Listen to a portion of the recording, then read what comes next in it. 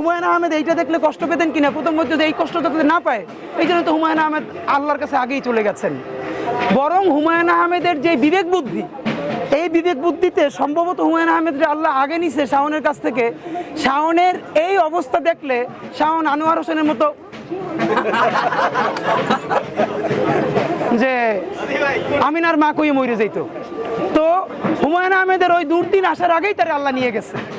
শাওনের তো এখন থাকার কথা জেলে, কারণ তারা এই ফ্যাসিবাদকে কিভাবে প্রমোট করেছে এগুলো তো বাংলাদেশের মানুষ জানে। এখন পর্যন্ত তারা ফ্যাসিবাদকে যেভাবে উস্কে দিচ্ছে, আপনি শোনেন, এটা যদি বাংলাদেশ না হয়ে এটা যদি জার্মানি হতো তাহলে ফ্যাসিস্টদের যেরকম অবস্থা হয়েছিল আজকে সেই রকম অবস্থা শাওনদের হতো। বাংলাদেশের মানুষ অত্যন্ত ভালো বলে এখন তারা রাস্তাঘাটে হাঁটে, কিন্তু তাদের কেউ গায়ে পচা ডিম মারে না। তা আমরা আবার পচা ডিম মারতে বলতেছি না, এটা খুবই খারাপ জিনিস। আমরা মানুষকে বলতে চাই, প্লিজ আপনারা তাদেরকে পচা ডিম মারবেন না। চিফ অ্যাডভাইজারের প্রেস সেক্রেটারি শফিক ভাইকে হচ্ছে অশেষ অশেষ অশেষ ধন্যবাদ।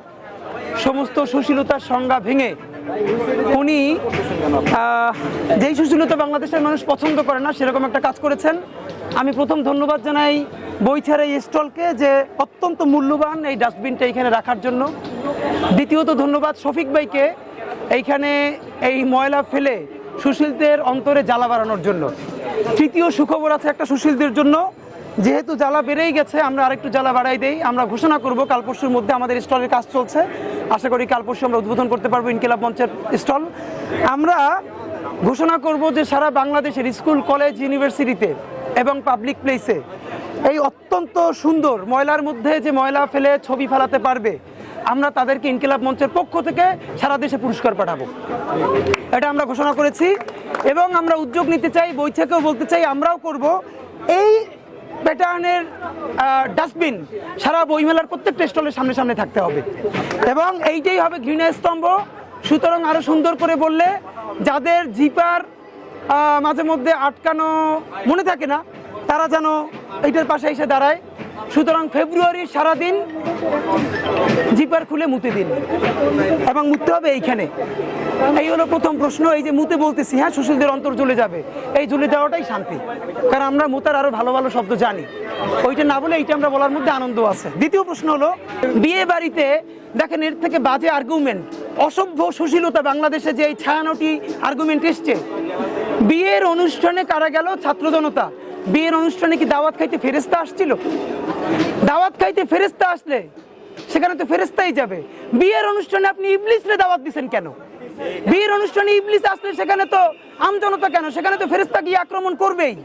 আপনি ভাবেন বাংলাদেশের আর্মি, নেভি এবং বিমান বাহিনীর প্রত্যেকটা ইসের মধ্যে, তাদের কলোনির মধ্যে বা তাদের সারাউন্ডিংসের মধ্যে কোনো প্রোগ্রাম করলে সেখানে গেস্ট কারা থাকবে এটা লিস্ট জমা দিতে হয়, এটা আমরা সবাই জানি। তো নেভির কি করে এই স্পর্ধা হলো যে যেখানে শফিউল আলম মাইজভান্ডারির মতো বদমাইশ আওয়ামী লীগের এমপি, খুনি আরও একটা এমপি, এরা সেইখানে গেস্ট হিসেবে থাকবে, সেইটা জেনে তারা এই প্রোগ্রাম কিভাবে অ্যালাউ করলো? এই প্রশ্ন কেউ করতেছে না যে নেভির কিভাবে সাহস হলো যে আওয়ামী লীগের খুনি এমপি এই প্রোগ্রামে গেস্ট হিসেবে থাকবে, সেটাকে অ্যালাউ করবার। দ্বিতীয়ত কি হলো, সেইখানে আমাদের ছাত্র ভাইয়েরা, ছাত্র জনতা মিলে প্রতিরোধ গড়ে তুললো। আপনি বাংলাদেশের নৌবাহিনী বঙ্গোপসাগরে ভারতের নৌবাহিনীর মায়ের খেয়া বাসায় এসে তেল মাইজে ঘুমায় শরীর ব্যথার চোটে, তাদের সাথে পারার নাম নাই।